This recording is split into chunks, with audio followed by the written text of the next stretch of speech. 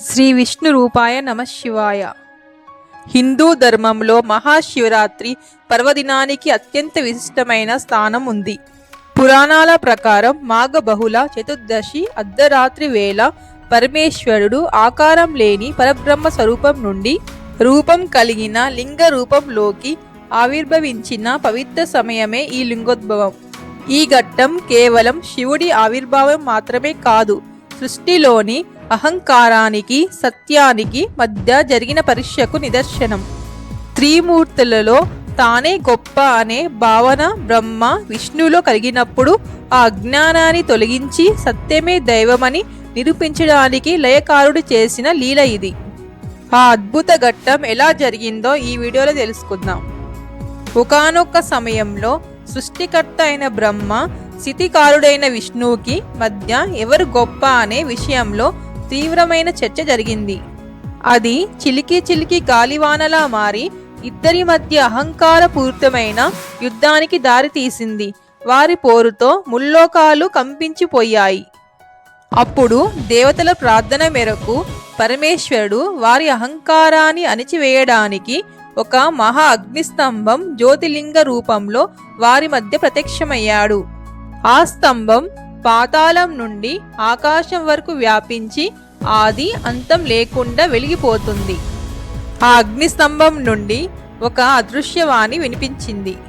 మీ ఇద్దరిలో ఎవరైతే నా ఆదినో లేదా నా అంతాన్నో కనుక్కుంటారో వారే గొప్పవారని నిర్ణయించబడుతుంది. ఈ సవాలును స్వీకరించిన బ్రహ్మ విష్ణువులు తమ ప్రయత్నాలను మొదలుపెట్టారు. విష్ణువు వరాహ రూపం ధరించి ఆ స్తంభం యొక్క అడుగు భాగాన్ని కనుక్కోవడానికి పాతాళం వైపు వెళ్ళాడు.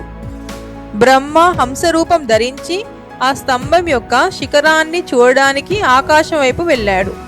ఎంత దూరం వెళ్ళినా విష్ణువు ఆ జ్యోతిలింగం యొక్క అడుగు భాగాన్ని కనుక్కోలేకపోయాడు. పరమేశ్వరుని అనంతతత్వాన్ని గ్రహించి తన ఓటమిని అంగీకరించి వెనక్కి వచ్చాడు.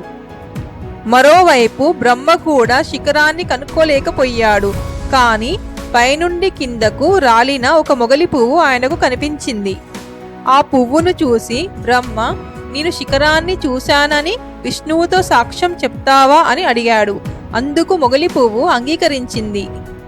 తిరిగి వచ్చిన తర్వాత విష్ణువు నిజాయితీగా నేను ఆ లింగం అడుగు భాగాన్ని కనుక్కోలేకపోయాను అని ఒప్పుకున్నాడు.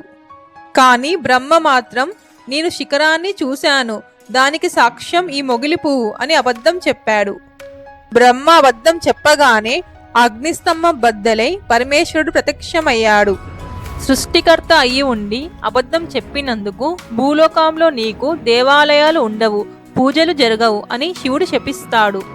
అసత్యానికి సాక్ష్యం చెప్పినందుకు శివుని పూజల్లో మొగలి పువ్వులను ఎప్పటికీ వాడకూడదని శివుడు ఆజ్ఞాపించాడు. సత్యాన్ని పలికినందుకు విష్ణువును మెచ్చుకొని నాతో సమానంగా నీకు పూజలు జరుగుతాయని ఆశీర్వదించాడు.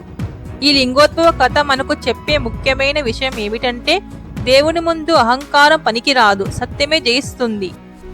శివుడు నిరాకారుడు, అనంతుడు అని ఈ జ్యోతిలింగ స్వరూపం తెలియజేస్తుంది.